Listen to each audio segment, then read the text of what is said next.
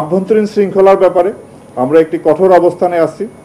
আমরা র্যাবের যে সমস্ত সদস্য তারা আইন হাতে তুলে নেওয়া কিংবা তারা যদি অপরাধ কর্মে জড়িত হয় আমরা তাৎক্ষণিকভাবে তাদের বিরুদ্ধে আমরা কঠোর ব্যবস্থা নেই।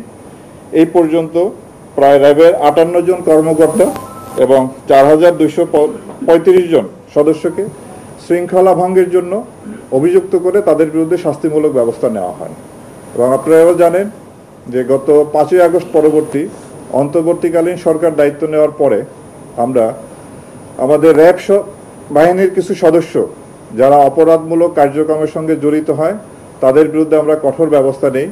এই পর্যন্ত 16 জন সদস্য গত 4 মাসে 16 জন র্যাব সদস্যকে আটক করা হয় এবং তাদের বিরুদ্ধে ডাকাতি, চাঁদাবাজি, মাদক ব্যবসার সাথে সম্পৃক্ততার অভিযোগে এবং ছিনতাইয়ের অভিযোগে তাদেরকে আটক করা হয় এবং তাদের বিরুদ্ধে ফৌজদারি মামলা দায়েরপূর্বক আইনানুগ ব্যবস্থা গ্রহণ চলতেছে।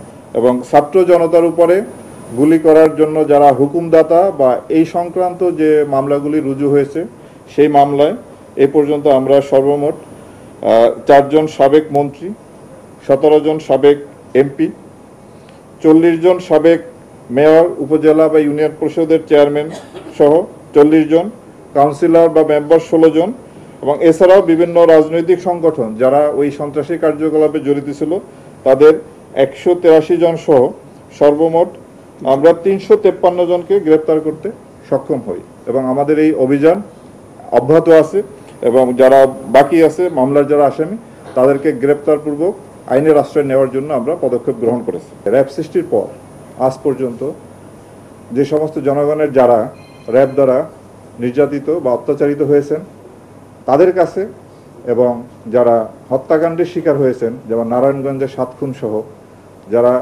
র্যাব কর্তৃক হত্যাকাণ্ডের শিকার হয়েছেন তাদের পরিবারের কাছে আমরা দুঃখ প্রকাশ করি এবং ক্ষমা প্রার্থনা করি এবং পাশাপাশি এই সমস্ত ঘটনার সুষ্ঠু তদন্তের মাধ্যমে এর বিচার যাতে হয় সেটা আমরা প্রত্যাশা করি। অন্তর্বর্তীকালীন সরকার গুম খুন কমিশন করেছেন, আন্তর্জাতিক অপরাধ ট্রাইব্যুনাল এই ধরনের অপরাধ কগনিজেন্সে নিয়ে বিচার কার্য পরিচালনা করছে।